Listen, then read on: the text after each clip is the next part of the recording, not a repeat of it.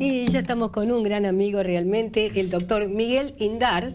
Él es psiquiatra, infanto-juvenil, pediatra, jefe de la unidad de violencia familiar del Hospital Elizalde. Se va a hablar de un tema que hablamos desde hace, creo que 20 años con el doctor, como es la violencia familiar. Y lamentablemente cuando uno habla mucho de un tema dice, bueno, se va superando. ¿Es así? No. Buenas tardes, Ana María. Agradecerte primero la invitación de un tema que siempre me invitas a hablar y no por eso no deja de ser de actualidad. Me parece que la violencia no podemos establecer si es más o menos. Nos da la sensación que quizás la violencia social es más, pero la violencia familiar fue un fenómeno endémico. ¿Qué quiero decir? Que se ha repetido de manera más o menos constante a lo largo de por lo menos estos 20 o 30 últimos años. Las causas por las cuales se producen son varias y bueno, y quizás en este concepto de la violencia intrafamiliar tenemos que incorporar a 3 elementos fundamentales: los niños, las niñas y los adolescentes, las mujeres que sufren violencia intrafamiliar, la violencia de género, con su punto extremo que es el femicidio, y los ancianos o la violencia a la tercera edad. Con un cuarto grupo dentro de la violencia intrafamiliar que se puede dar en cualquiera de estos elementos, que son la violencia hacia el discapacitado, que poco se habla. Exactamente. El discapacitado anciano, el discapacitado adulto o el discapacitado niño, adulto, tanto mujer como hombre, que necesitan de una atención especial y muchas veces son sujetos de violencia por parte de la familia.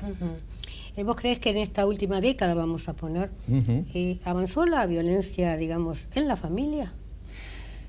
Lamentablemente no tenemos estadísticas concretas. Nos da la sensación, quizás por la aparición de algunos casos en los medios masivos de comunicación, que puede haber más o puede haber menos. Nos da la sensación por la aparición o no y por la implicancia que tienen estos casos en la sociedad. Es muy impactante ver a una niña internada cuando su padrastro le ha pegado y está en terapia intensiva luchando por su vida. Como el garras con que la colocó en el lavarropas, ¿no es cierto? O la chica en el lavarropa. O cuando una niña viene muy golpeada y fue víctima de abuso. La verdad que el impacto que genera en todos como sociedad, en los medios de comunicación, es muy importante. Por eso quizás nos da la sensación, pero, y digo, la importancia que las políticas públicas pongan en el tapete. Tener cifras oficiales es muy importante para saber la magnitud del problema. ¿Esto no se pone por qué? Porque creo que siempre estamos en la coyuntura, estamos en lo actual, sin tratar de proyectar un programa que indique la prevención adecuada. Por lo tanto, el desconocer, y no podemos hacer prevención porque no conocemos bien qué características tiene este fenómeno. Por ejemplo, suponemos que los menores de 2 años son los mayores víctimas de maltrato físico. ¿Y qué motivo tiene esto? Porque uno dice un bebé, ¿por qué lo maltratan, no? Porque un bebé es un niño muy dependiente y que a su vez necesita de un cuidado especial y tiene ciertas características de la conducta que lo hace susceptible más a sufrir maltrato. Por ejemplo, todos y todas sabemos que los niños, sobre todo menores de 6 meses, lloran y lloran mucho. Bueno, ese llanto desconsolado puede desencadenar, molesta. Los padres pueden creer que me lo hace a mí, cuando no se dan cuenta que es un problema del desarrollo, y esto genera muchas veces rabia, bronca, el decirle, bueno, a la mamá, por ejemplo, el papá le puede llegar a decir, bueno, lo estás haciendo un malcriado, ves, no le pones límite, a un bebé de tan corta edad, ¿no? Pensar si hace falta ponerle límites. Y esto genera un conflicto que se puede resolver de una manera violenta. Totalmente. Es que los padres muchas veces no están capacitados psíquicamente para ser padres, ¿no es cierto? Bueno, porque nadie nos enseña a ser padres, pero lo primero que nos viene cuando tenemos la aparición de un hijo o como proyecto, como realidad, es la imagen que nosotros mismos tuvimos cuando éramos niños y fuimos cuidados por nuestros padres. Y ahí están las experiencias muchas veces en las generaciones anteriores de haber sufrido malos tratos y de resolver de una manera violenta la resolución de conflictos. Por ejemplo, ¿vos crees que un papá que ha sido golpeador puede agredir a sus hijos?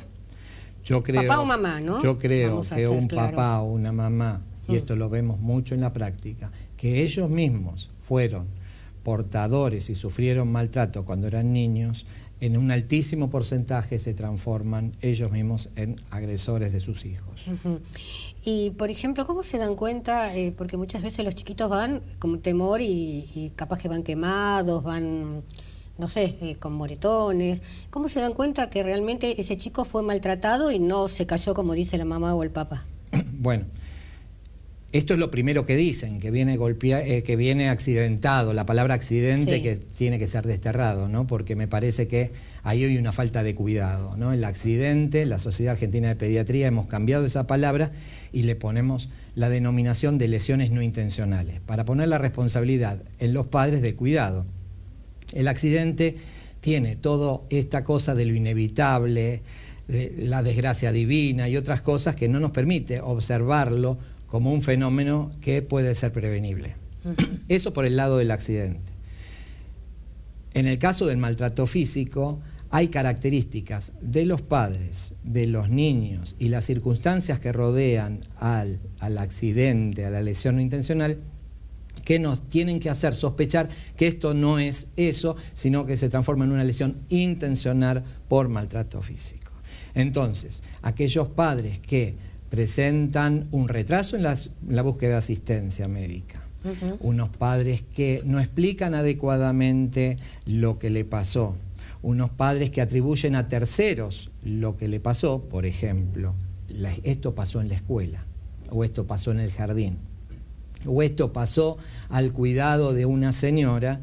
Bueno, al ojo entrenado de un equipo le llama la atención. La característica del chico también, chicos que se muestran recelosos, temerosos del contacto de sus padres, que no tienen expectativas reales de ser consolados. Uno ve un chico de 4 o 5 años accidentado y ve que busca el abrazo, la complicidad del padre. Todo lo contrario, es un chico que está llorando, que está sufriendo y que no busca ni tiene expectativas de ser consolado. Indar, ¿y cómo actúan ustedes ante un caso así?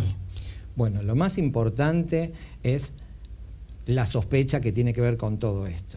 El abordaje, el hacer el diagnóstico implica tratar de establecer que a ese chico, a esa chica, a ese adolescente no le vuelva a pasar lo mismo. ¿Cómo hacemos eso? A veces recurriendo a algún adulto de la familia que se da cuenta de esto, otras veces recurriendo a organismos de protección de derechos que pueden intervenir.